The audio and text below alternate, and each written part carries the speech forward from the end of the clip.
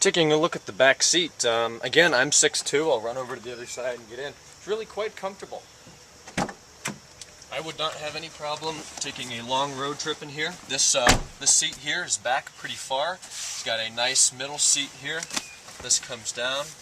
Back here there's a ski bag. That's part of the winter and premium package this car has, so that's nice.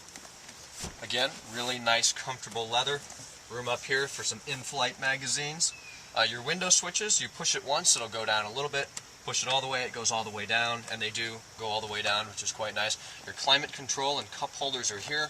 Unfortunately, the back seats are not heated. I do not believe that was an option. But for the amount of time that people ride back here, it's not really needed. Again, climate control, you can select cool or warm air, open or close the vents, and of course, rearrange them anywhere you like. Taking a look at the back door, you're going to see the window switch we talked about earlier, obviously your door handle, continuing that nice aluminum trim. One speaker here, and there is another one on the door pillar here. Ashtray down here if you smoke. Again, nice leather, nice materials used here, and in my family we have this tradition, the door test. Close the door, it's solid, it's a good car. To me, that was a pretty solid door test. We'll take a look at this front door too.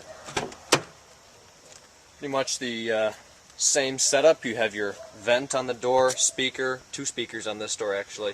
Your handle, when you're in the car locks itself when you hit about 2,000 RPM or when you shift to second gear.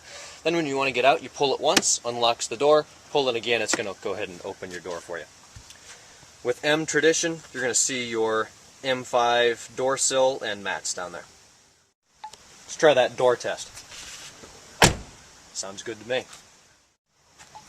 You're going to find your trunk and hood release here. You can just use the key. I don't know why they put a trunk release there, but the hood is down here.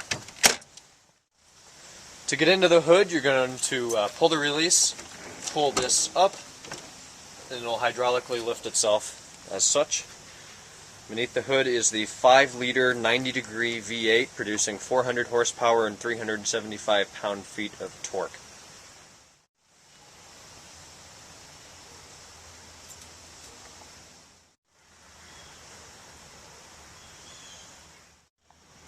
Down here you're going to find your headlight cleaners. Those will work, it's like every third time your wipers go or something like that. You can set that in the computer system to clean your headlights. You can see this car doesn't have the Xeon lights yet. I think that may be my next upgrade. These are the standard lights which unfortunately get dirty under the glass and there's no way to clean them. You can always tell an M by the lower front grille here, accompanied by the fog lights. Looks good, it's a little lower, gets better air intake to the engine. Take a quick look at these a million way adjustable seats here. It's all automatic controls here. You're going to find this one here moves around that thing in the back. Don't know what it's called, but it feels good when you move that. Here you're going to be able to move your headrest up and down, and then your seat front and back. The bottom one, push it forward, the whole seat moves forward. Then you can also move it up and down to adjust the pitch of the seat, and this whole thing will go down to retract the whole seat.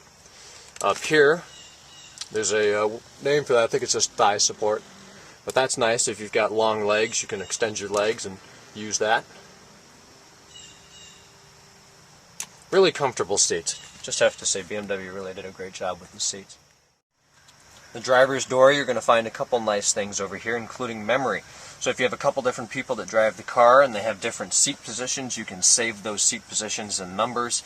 And for example, I set mine to number 1, that'll set my seat up the way I want, back as far as I like, and so forth. Over here, obviously your speaker, mirrors are adjustable here, window controls, window lock.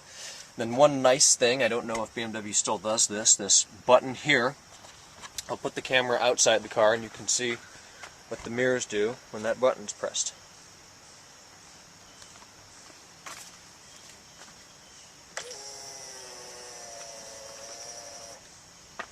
Both mirrors fold up like that, so if you've got a tight parking spot, you can press that button from inside the car.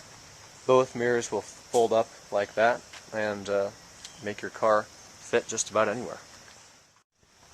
That motion sensor I was talking about is found right up here. So if you leave something or someone in the car that's going to move, maybe a dog, or you leave the windows open, you definitely want to hit your lock button twice in a row. That'll disable that. So, for example, if somebody sticks their hand in the car, it won't go off. But if you do want that to be armed, then just hit it once. Here's the tachometer display. It looks really nice. It has the M logo on the speedometer.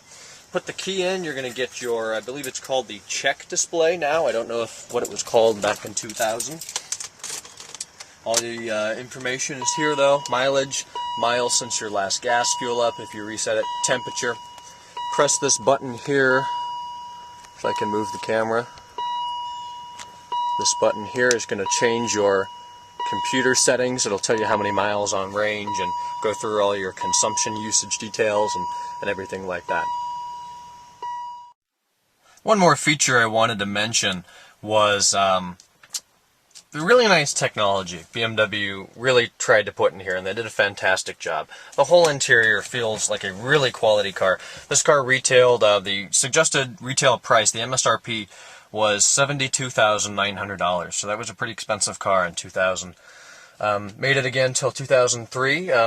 More technology in here. They would, if the car changes longitude or latitude while parked, well, the emergency brake, or there's some system that realizes that, then it thinks it's being towed, pushed, tampered with of some such, and it'll turn the alarm on, which is really loud and obnoxious.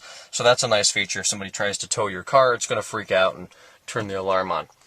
Just really great security in here. The computer system works really quite well, and it's really laid out nicely too. If you look at a Honda or a Ford from this year, even until recently, they're not laid out well. Notice the titanium around the gauges, engine temperature down there, fuel over here, engine temperature over there. Very easy. Your arms here move easily. Turn your signals on. Bright lights are good. Wipers, we may need those, except my key's not in. I really like it. I think I'm going to have this car for a long time, even though it has 147,000 miles on it. It's got a good stereo. Sounds good. We'll make more videos about it later. Another thing I wanted to mention with the key is if you press and hold this top button, you'll notice that the windows will go down and the sunroof will open. If you press and hold that, keep pressing, keep holding.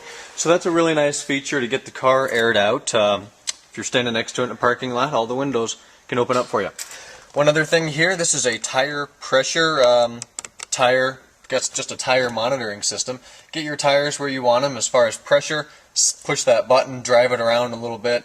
That way, if your tires lose pressure suddenly or anything goes wrong with that, it'll come up on your onboard computer and notify you of the error.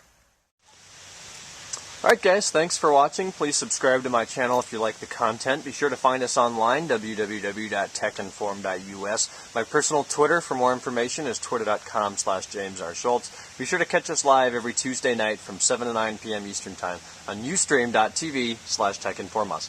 Thanks guys. See you in the next video. Bye-bye.